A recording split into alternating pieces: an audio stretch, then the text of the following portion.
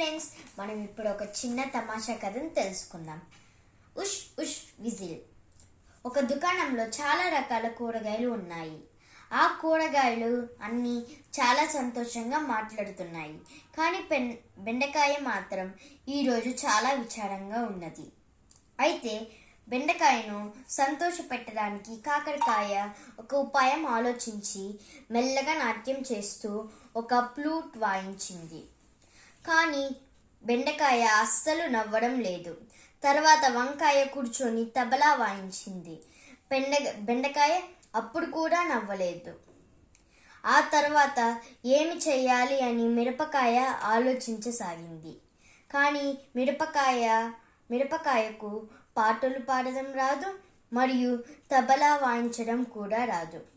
అందుకే మిరపకాయ బాగా ఆలోచించి ఉష్ ఉష్ అంటూ విజిల్ వేసింది. మిరపకాయ విజిల్ వినగానే బెండకాయ నవ్వడం మొదలుపెట్టింది. అప్పుడు కూరగాయలు అన్నీ కలిసి సంతోషంగా నాట్యం చేయడం మొదలుపెట్టాయి. చిన్న కథ నచ్చిందా? బాయ్.